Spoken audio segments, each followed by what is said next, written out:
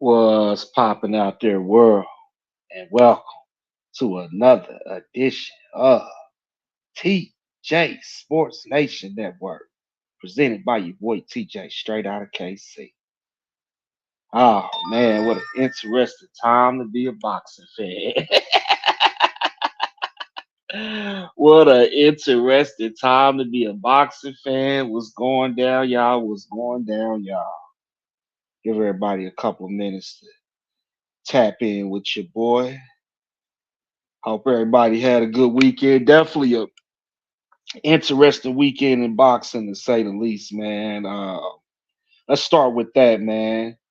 Uh, Over the weekend, we watched a couple of good sluggers. I think uh, Tim Zoo and Brian Mendoza at 154. I was taking Brian Mendoza because I love what he did against Fundora, and I gave him a chance. Even though I knew it would be a tough outing against Tim Zoo. Tim Zoo's no slouch by no means. But Tim Zoo showed the true warrior that he is. And he got the job done. Wasn't an easy fight, but I thought it was pretty back and forth for the most part. Then those later rounds, man, I think Tim Zoo turned the heat up a little bit. He definitely turned it up. So one might wonder now, what's next for Tim Zoo? What's going down with you, bro? Bro, how you doing? What's next for Tim Zoo? Man, this is a good question, man. He's been calling out Charlo for a while now. Will we finally get that fight? Will we finally get it? Now that Charlo done got that Canelo shit over with, will we finally get that fight? Mm, well, I think it should be next. I mean, what else does Charlo have to do? He ain't gonna fight no more at 168. So come on back down to 54 and take care of business against your boy Tim Zoo. Cause Tim Zoo sound like he really want that smoke. He really want that smoke with your boy Charlo, man. He do.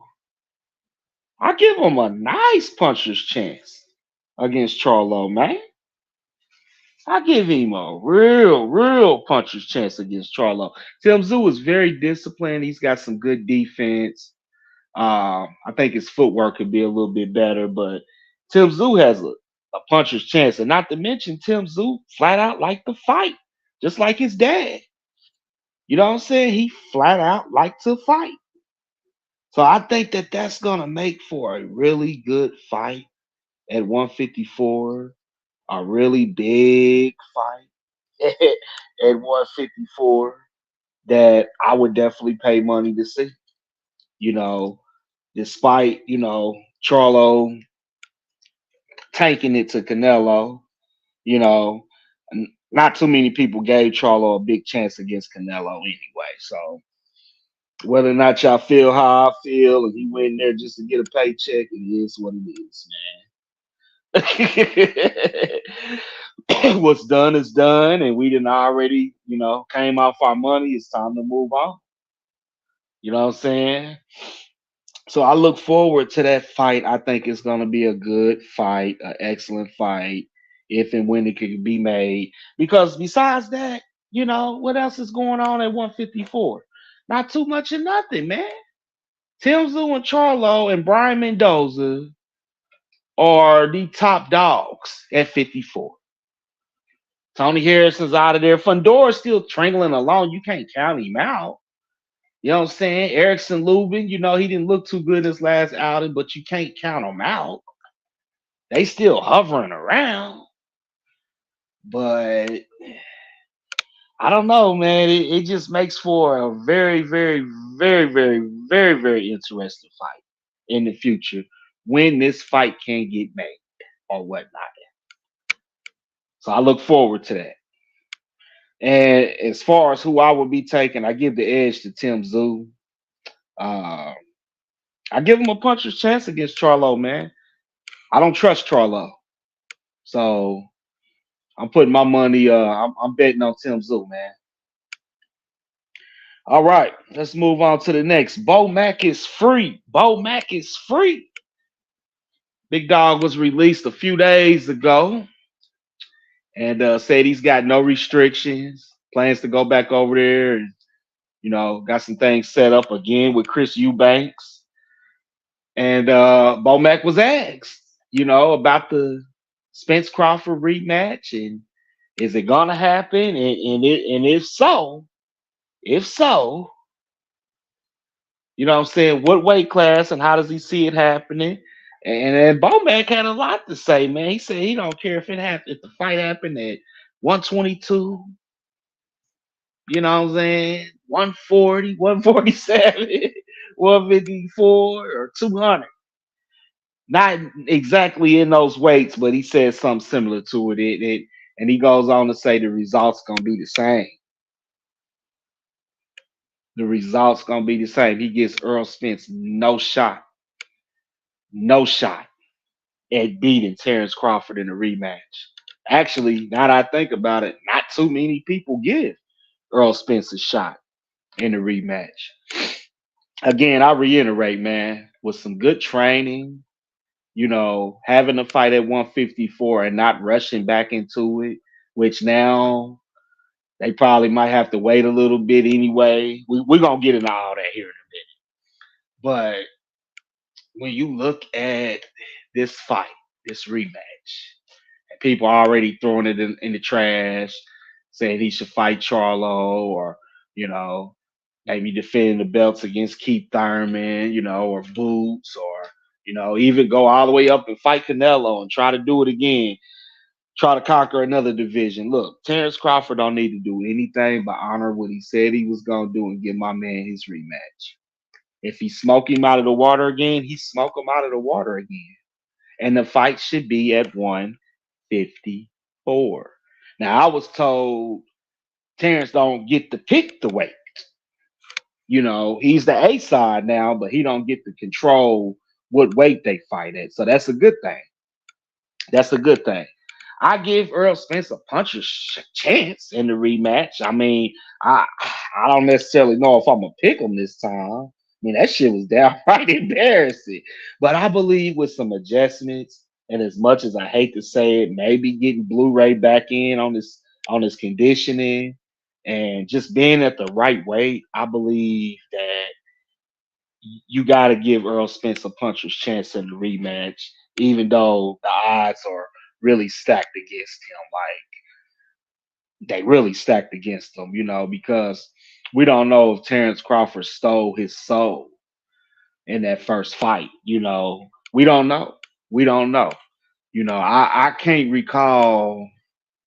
I mean, I know it's happened, but a beatdown like that in the first fight, and then a guy coming back the second fight, man, that's a hard thing to do, man. That's a very, very, very, very difficult thing to do, man. So you just gotta understand it for what it is, and